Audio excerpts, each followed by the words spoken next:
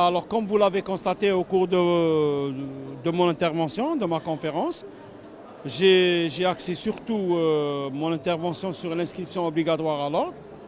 Même les pharmaciens directeurs techniques des établissements pharmaceutiques et des industries de production doivent être inscrits au tableau de l'ordre.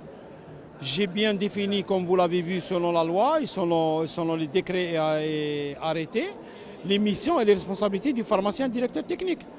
Il est responsable de la production, au niveau de la production, du stockage, du suivi du lot, de la péremption, de tout procédé concernant le médicament. Le processus concernant de la production à la dispensation du produit pharmaceutique incombe à la responsabilité du pharmacien lui-même, qu'il soit directeur technique ou bien pharmacien au niveau de l'officine. L'inscription à l'ordre, ça c'est clair, c'est la loi qui l'édicte, l'article 204 du Code de déontologie, rend licite l'exercice de la pharmacie. Et l'exercice les métiers de la pharmacie, ce n'est pas uniquement la dispensation du produit pharmaceutique au niveau de l'officine pharmaceutique. Il y a l'industrie pharmaceutique, il y a la distribution, il y a la biologie, et il y a l'hospitalier et l'hospitalo-universitaire. Donc toutes ces catégories, l'ordre les abrite. Ils sont sous la coupole de l'ordre. C'est pour ça qu'on a 6 catégories d'exercice au niveau du CNOP. Maintenant, tout pharmacien qui s'estime, c'est-à-dire légal et qui estime avoir le droit d'exercer légalement la pharmacie, doit s'inscrire à l'ordre. Ça ne veut pas dire que beaucoup de gens ont compris qu'en exerçant au niveau d'une industrie pharmaceutique ou bien en exerçant au niveau d'un établissement de distribution, on échappe à l'inscription à l'ordre. Non, c'est un exercice de la pharmacie.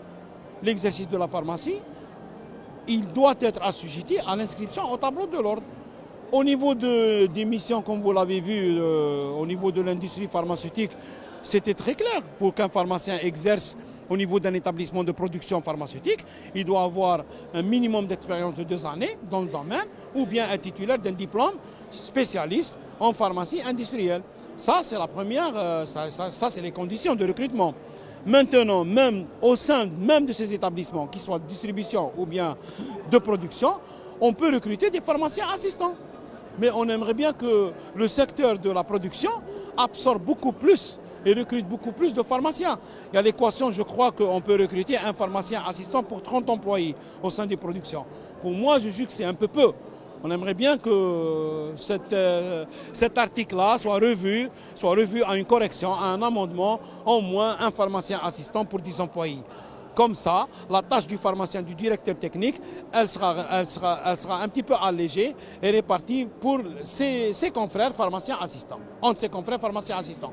Ceci dit, c'est-à-dire la responsabilité technique de l'établissement reste toujours sous l'autorité du pharmacien directeur technique.